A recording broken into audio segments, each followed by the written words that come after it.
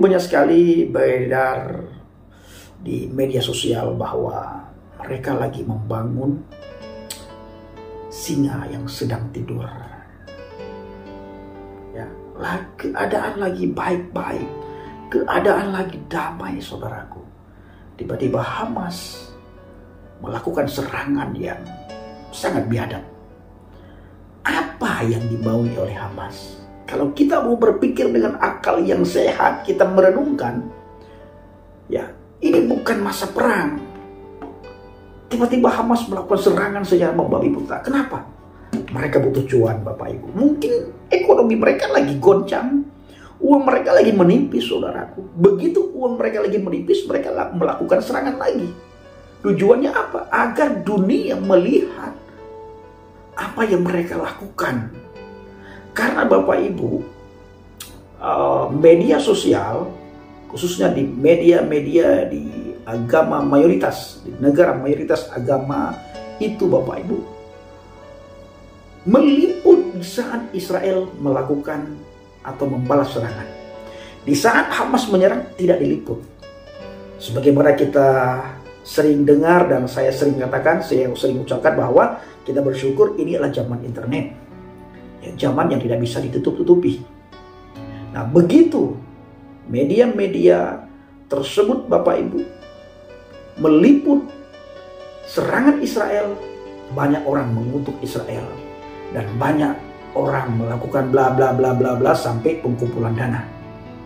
Nah, dinikmatilah oleh mereka. Kita bisa melihat, saudaraku, apakah rakyat Palestina itu mendapatkan hal yang mereka harapkan? Tidak, Bapak Ibu. Mereka tidak menikmati apapun. Yang menikmati itu adalah mereka sendiri, golongan mereka, Bapak Ibu. Tapi kalau kita sampaikan hal seperti ini, kita dikutuk juga oleh mereka yang tidak mau melihat hal yang benar-benar apa yang sedang terjadi di Palestina itu. Dan yang sangat lucunya, Bapak Ibu, adakah kita melihat seheboh ini di negara bangsa kita di saat terjadi peperangan antara Ukraina dan Rusia? Tidak ada. Tidak ada. Begitu juga di negara-negara lain seperti Yaman. Ya, di Yaman sekarang kan sedang bergejolak juga, Bapak Ibu, antara Yaman dan Arab Saudi. Apakah saudara-saudara kita seheboh ini? Tidak ada. Iran, adakah seheboh ini? Tidak, Bapak Ibu. Tetapi setiap terjadi peperangan antara Hamas dan Israel yang menjadi korban Palestina itu dikorbankan oleh Hamas sebenarnya, kalau kita mau jujur berpikir dengan akal yang sehat, ya. Heboh. Ada apa, Bapak Ibu? Ada apa? Siapa yang memprovokasi ini semua? Sehingga begitu terjadi Hamas dan Israel itu banyak orang ramai-ramai hebohnya minta ampun. Tetapi di saat negara-negara lain, sekalipun itu negara yang mayoritas Islam seperti di Yaman, itu tidak heboh, orang pada diam semua, saudaraku. Orang pada diam semua. Nah, ini dia Bapak Ibu dikasih Tuhan. Jadi kita bersyukur zaman internet, zaman dimana kita tidak bisa dibodoh-bodohin. Ya, kita bisa melihat, kita bisa memantau berita-berita yang ternyata bertolak belakang, yang ternyata sangat berbeda dengan berita yang disebarkan, yang kita lihat, tonton, perhatikan di medsos, Bapak Ibu. Nah, kita bersyukur. Bapak Ibu, saya ingin membacakan beberapa firman Tuhan kepada kita semuanya dalam kitab Ulangan. Firman Tuhan katakan, Dengarlah, hai orang Israel. Shema Yisrael. Shema Israel. Dengarlah, wahai orang Israel. Kamu sekarang menghadapi pertempuran melawan musuhmu. Kamu sekarang menghadapi pertempuran melawan musuhmu. Janganlah lemah hatimu. Janganlah takut. Janganlah gentar. Dan janganlah gemetar karena mereka. Sebab Yahweh Tuhanmu, dialah yang berjalan menyertai kamu untuk berperang bagimu melawan musuhmu dengan maksud memberikan kemenangan kepadamu. Bangsa Israel sangat tahu Bapak Ibu, dia tidak akan melakukan serangan kalau dia tidak diserang. Waktu saya masih berada dalam agama Islam Bapak Ibu, saya dulu benci sekali kepada Israel. Kenapa benci Bang Pendi? Karena saya menonton setiap hari di media sosial, khususnya ada satu televisi, ya, menonton bagaimana Israel melakukan serangan terhadap Palestina. Padahal Israel melakukan serangan itu, mereka bukan melakukan serangan tetapi membalas serangan, di mana Israel duluan diserang oleh teroris Hamas.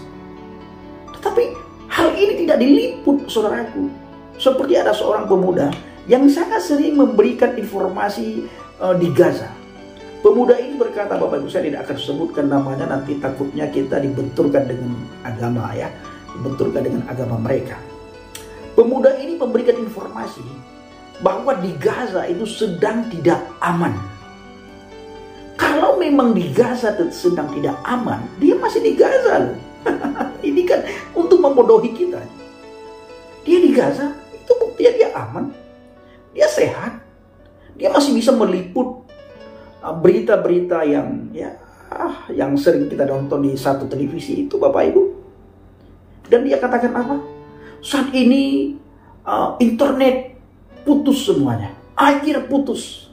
Listrik putus. Kalau memang benar seperti pemuda itu sampaikan, bagaimana cara dia hidup di sana? Air tidak ada. Di mana dia dapatkan air?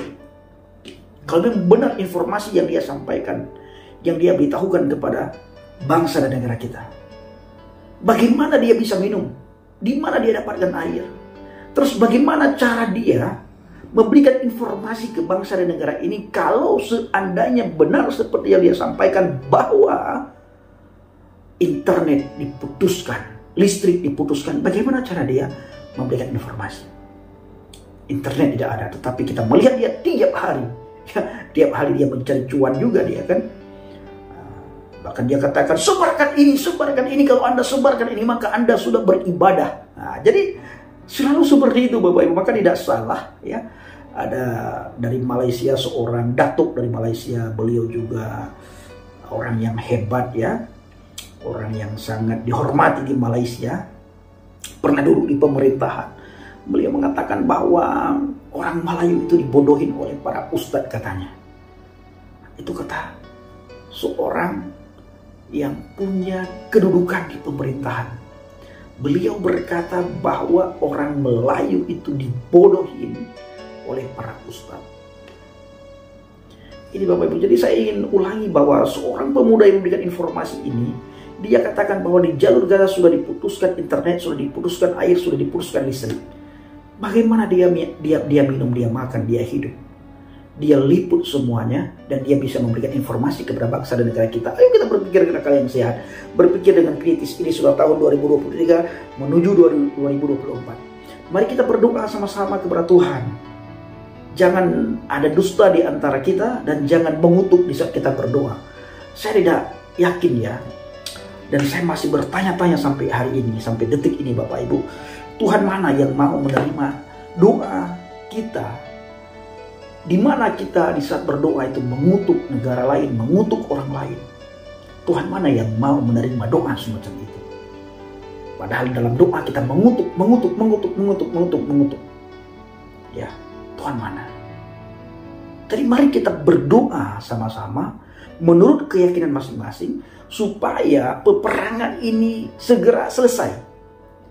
Peperangan ini segera selesai. Kita berdoa supaya rakyat Palestina juga mendapatkan apa yang apa yang mereka harapkan.